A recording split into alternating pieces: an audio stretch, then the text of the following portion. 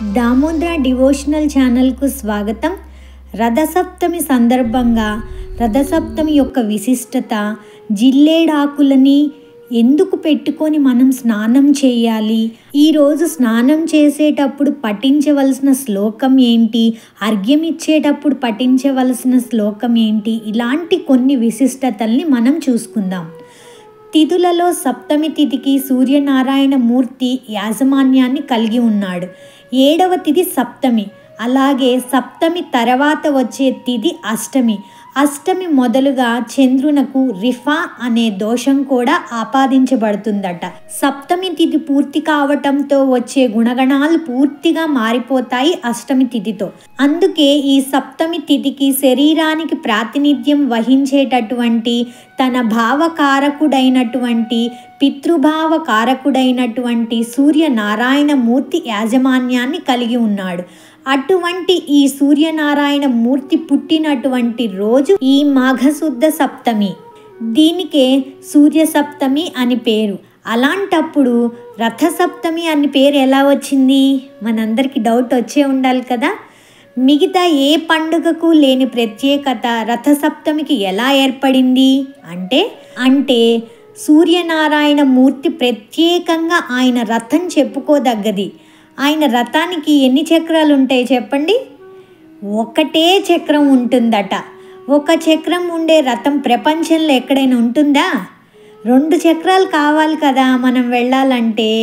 సూర్యుని రథం మటుకు ఒకటే చక్రం ఉంటుంది. నిర్ణీతమైన ప్రమాణంలో ప్రపంచంలో ఏం జరిగిన క్రమం తప్పకుండా ప్రయాణించేటటువంటి వాడు సూర్య భగవానుడు. కనుక ఆ సప్తమి రథసప్తమి లేక సూర్య సప్తమి. ఏ తెలుగు సంవత్సరం నామం అయితే ఆ నామం. ఇది క్రోధినామ సంవత్సరం కాబట్టి క్రోధినామ సంవత్సరే ఉత్తరాయణే శశిర ఋతౌ మాఘమాసే శుక్లపక్షే సప్తమ్యాం కృత్తికా నక్షత్రే కళింగ దేశాధిపతిం అంటూ సూర్యనారాయణ మూర్తి వృత్తాంతం అంతా కూడా నవగ్రహార్చన చేసే సమయంలో చెప్తూ ఉంటారు. ఆ స్వామి కృతికా నక్షత్రంలో జన్మించాడు అని వర్ణిస్తాయి సాంప్రదాయ గ్రంథాలన్నీ కూడా. దక్షిణాయనం పూర్తయిపోయి ఉత్తరాయణ పుణ్యకాలం ప్రారంభమైన సంక్రాంతి పిమ్మట వచ్చే సప్తమి తిథికి రథసప్తమి అని గుర్తించాలి. ఇక నుండి సంపూర్ణమైన కాంతి కిరణాలు మనపై ప్రసరిస్తాయి, ఉత్తరాభిముఖంగా ప్రసరిస్తాయి అన్నమాట. అందుకే ఇంకా మనకి ఎండాకాలం మొదలవుతుంది అని అర్థం చేసుకోవాలి. కనుక ఈ తిథి నాడు సూర్యరథాన్ని ప్రతిబింబించే విధంగా వాకిళ్లలో సూర్యరథం ముగ్గు వేయడం, అలాగే సూర్యనారాయణ మూర్తిని స్తోత్రం చేయడం చేయాలి. ఆదిత్య హృదయాన్ని కూడా చదువుకోవచ్చు. ఇంతటి ప్రాముఖ్యత కలిగిన రోజు రథసప్తమి రోజు. సూర్యనారాయణ మూర్తిని ఆరాధన చేస్తే ఆరోగ్యం చేకూరుతుంది. ఆయన రథం ఉత్తర దిక్కుకు తిరగడం వల్ల ఏమవుతుంది అంటే దానివల్ల మిగిలిన గ్రహముల మీదట ఉండేటటువంటి సూర్యుడి యొక్క వెలుగు, సూర్యుని యొక్క ప్రకాశం కొన్ని గ్రహాల మీద తక్కువ అవుతుంది.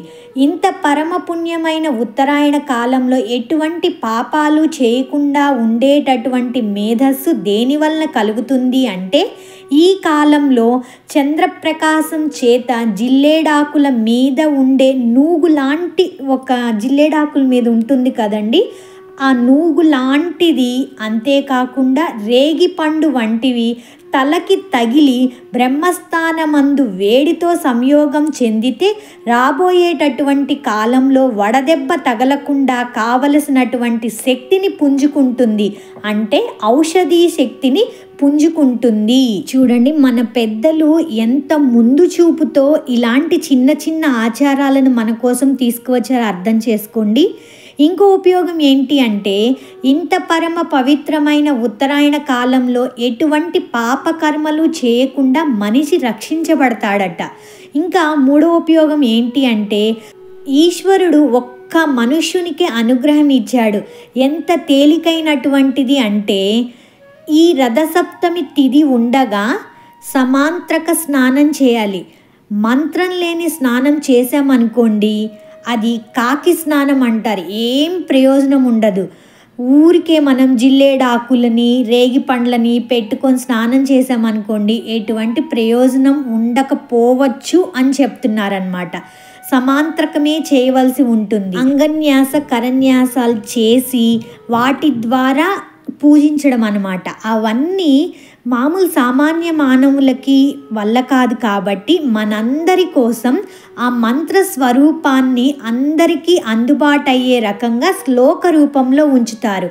ఈ శ్లోకం చెప్పిన తరువాత రేగి పండ్లు జిల్లేడి ఆకులని తల మీద పెట్టుకొని స్నానం చేస్తే అవి జారి కింద పడిపోతాయి.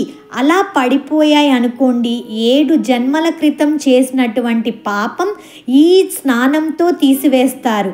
అది ఎప్పుడు ఉంటుంది అంటే అది ఈ ఒక రథ సప్తమికి మాత్రమే ఇస్తారు ఈ అనుగ్రహాన్ని.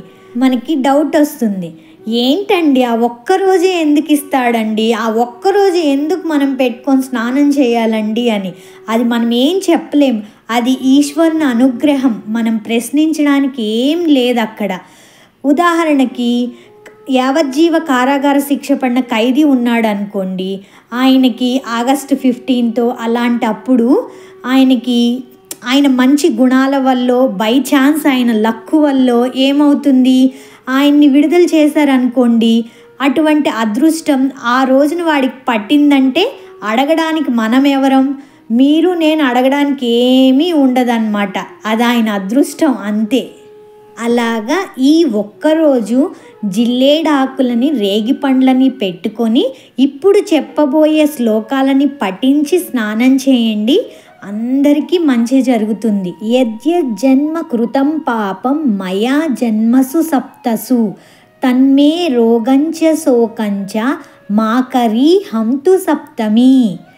ఏతజ్జన్మ కృతం పాపం యచ్చ జన్మాంతరార్జితం మనోవాక్కాయజం యచ్చ జ్ఞాతా జ్ఞేతే చ ఏ పునః ఇతి సప్తవిధం పాపం స్నానాన్మే సప్తసప్తికే సప్తవ్యాధి సమాయుక్తం హరమాకరి సప్తమి. అంటే ఏంటి అంటే జన్మ జన్మాంతరాలలో మనోవాక్కాయాలతో తెలిసి తెలియక చేసిన సప్తవిధ పాపాల వల్ల ఏర్పడిన రోగం, శోకం మొదలైన వాటన్నింటినీ ఓ లక్ష్మీకరమైన రథసప్తమి నిన్ను స్మరిస్తూ ఈ స్నానంతో నశించుగాక అని. స్వామికి అర్ఘ్యమిచ్చేటప్పుడు ఏ శ్లోకం పఠించాలి అంటే జననీత్వం హి లోకానాం సప్తమి సప్తసప్తికే సప్తవ్యాహృతికే దేవి నమస్తే సూర్యమాతృకే. అంటే ఏంటి అంటే సప్తాశ్వములు గల అంటే 7 అశ్వములు గల ఓ సప్తమి, నీవు సకల లోకాలకు తల్లివి, సూర్యునికి తల్లివైన నీకు నమస్కారం అని చెప్తూ సూర్యునికి అర్ఘ్యం ఇవ్వాలి, సూర్యుణ్ణి పూజించాలి. ఈ శ్లోకాన్ని స్నానం చేసేటప్పుడు కూడా పఠించవలసిన శ్లోకం అని కూడా కొంతమంది చెప్తున్నారండి. ఏది ఏదైనప్పటికీ మనం దాన్ని అర్థాన్ని అర్థం చేసుకొని మంచిగా పఠిస్తే చాలు.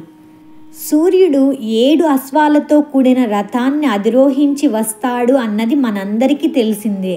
మన్వంతర ప్రారంభంలో మాఘశుద్ధ సప్తమి నాడు సూర్యుడు తొలిసారి రథాన్ని అధిరోహించి భూమిపై అవతరించాడట. అందుకే రథసప్తమిని పూజ్యమైన రోజుగా భావిస్తారు. సూర్యుడే లేకపోతే లోకమంతా చీకటమయమే కదండి. సూర్యుడుంటేనే చెట్లు పెరిగేది, చెట్ల నుంచే మనకి ఆహారం లభించేది. ఇట్లా భూ ప్రపంచం మీద ఉన్న ప్రాణులందరికీ సూర్యుడే ముఖ్యమైన ఆధారం. సూర్య భగవానుని ప్రసన్నం చేసుకోవడానికి ఈ ప్రత్యేక దినాన ఆదిత్య హృదయం చదువుతూ పూజలు చేస్తారు. రథసప్తమి రోజు ఏం చేయాలి అసలు అంటే మనం స్నానం చేసే నీటిలో ఇందాక చెప్పుకున్నాం కదా, రేగి పండ్లని జిల్లేడాకుల్ని పెట్టుకొని స్నానం చేయాలి. భాస్కరునికి ఇష్టమైన రథసప్తమి నాడు స్నానం ఆచరిస్తూ సూర్య భగవానునికి మనస్సు అర్పణ చేసుకుంటూ నమస్కరించాలి. ఇలా చేయడం వల్ల శారీరక మానసిక బాధలన్నీ తొలగిపోతాయి. ప్రతిరోజు సూర్య నమస్కారాలు చేయడం మంచిది, ముఖ్యంగా రథసప్తమి నాడు చేస్తే మరీ మంచిది. ఆవునేతితో దీపం వెలిగించి సూర్య భగవానునికి నమస్కరించుకుంటూ నది లేదా చెరువులో వదిలితే మంచిది. సూర్యునికి ఎర్రటి పూలతో పూజించడం శ్రేష్టం. ఇంకా ఇందాక చెప్పుకున్నట్లే ఆదిత్య హృదయ స్తోత్రాన్ని పఠించడం, అలాగే రేగి పళ్ళు ఇష్టమట కనుక రేగి పండ్లని పరవాన్నం మనందరం రథసప్తమికి డెఫినెట్గా చేసి తీరుతాం కదండి. పరవాన్నాన్ని ఆదిత్యునికి నైవేద్యంగా సమర్పించాలి. ఏదైనా మనకి చెయ్యకూడని రోజయ్యి అలాగ రథసప్తమిని చేసుకోలేదనుకోండి, దానికి బదులుగా మాఘ ఆదివారాలు కూడా ఈ పరవాన్నాన్ని చేసి భగవంతునికి ఆరగింపుగా పెట్టవచ్చు. తిరుమల తిరుపతి శ్రీ వెంకటేశ్వర స్వామి దేవాలయంలో రథసప్తమి వేడుకలు వైభవంగా జరుగుతాయి కదండి. మకర రాశిలో సూర్యుడు ప్రవేశించిన తర్వాత వచ్చే మాఘశుద్ధ సప్తమి రోజున రథసప్తమి వేడుకలు నిర్వహించడం అన్నది ఆనవాయితీగా వస్తూ ఉంది. ఈరోజు గుర్తుందా అండి, మలయప్ప స్వామి 7 వాహనాలు ఒకే రోజు మనకి దర్శనమిస్తారు. అందుకే దీన్ని ఒక్కరోజు బ్రహ్మోత్సవం అని కూడా అంటూ ఉంటారు. మొదట సూర్యప్రభ వాహనం మీద ఊరేగింపు చేస్తారు, చివరన చంద్రప్రభ వాహనంపై ఊరేగిస్తారు. మిగతా వాహనాలు హనుమద్వాహనం, గరుడ వాహనం, పెదశేష వాహనం, కల్పవృక్ష వాహనం, స్వయంభూపాల వాహనాలపై స్వామివారిని ఊరేగిస్తారు. చక్రస్నానం కూడా అదే రోజు చేసేస్తారు. ఒక్కరోజు బ్రహ్మోత్సవాన్ని ఎంతో కన్నుల పండుగగా జరుగుతాయి. మా ఫ్యామిలీలో అండి చాలామంది కూడా ఈ రథసప్తమికి ఇప్పటికి 10 ఏళ్ల నుంచి 12 ఏళ్ల నుంచి తిరుపతికి వెళ్తున్న వాళ్ళు కూడా ఉన్నారండి. ఎంత అదృష్టమో అనిపిస్తుంది నాకు వాళ్ళందరినీ చూసినప్పుడు. ఈరోజే ముత్తైదువులు తమ నోములకు అంకురార్పణ కూడా చేస్తూ ఉంటారు. చిత్రగుప్త నోము, ఉదయ కుంకుమ నోము, 16 ఫలాల నోము, గ్రామ కుంకుమ నోము, ఇలా మొదలైన వ్రతాల నోములన్నీ ఈరోజే మొదలు పెడతారు. ఈరోజు ఎటువంటి పనులు తలపెట్టినా విజయం చేకూరుతుంది అనే నమ్మకం. ఆ రోజు ఉదయాన్నే పిల్లలు పెద్దలు నువ్వుల నూనె రాసుకొని రేగిపళ్ళు జిల్లేడాకుల్ని నెత్తిన పెట్టుకొని ఓం సూర్యదేవాయ నమః అని స్వామివారిని మనసులో తలుచుకొని స్నానం ఆచరిస్తే కామ క్రోధాది గుణములన్నీ తొలగిపోతాయి. ముందు చెప్పుకున్న శ్లోకాలన్నీ చదవలేము అనుకుంటే ఓం సూర్యదేవాయ నమః అని మనస్ఫూర్తిగా అనుకున్నా కూడా మంచిదేనండి. ఎందుకంటే అందరికీ ఇలాంటి శ్లోకాలు రావాలని ఏం లేదు కదండి. అందుకని ఇంకా ఈరోజు చాలామంది చిక్కుళ్ళతో రథాన్ని తయారు చేస్తారు. 7 చిక్కుళ్ళతో కలిపి ఒక రథం ఆకారంలో తయారు చేసి ఆవు పాలతో తయారు చేసిన పొంగల్ని స్వామివారికి నైవేద్యంగా పెట్టి ఆరగిస్తే ఆరోగ్యానికి మంచిది. ఆ పొంగలి చిక్కుడు ఆకులలో ఉంచుతారండి. చిక్కుడు ఆకులలో ఉండే పసరు మన ఆరోగ్యానికి మంచిది. ఈ వీడియో ఎలా అనిపించిందండి? ఇప్పటిదాకా వీడియో చూశారు అంటే మీకు ఎంతో కొంత నచ్చే ఉంటుంది అనుకుంటున్నాను. నచ్చితే ప్లీజ్ సబ్స్క్రైబ్ చేసుకోండి. సర్వం శ్రీకృష్ణార్పణమస్తు.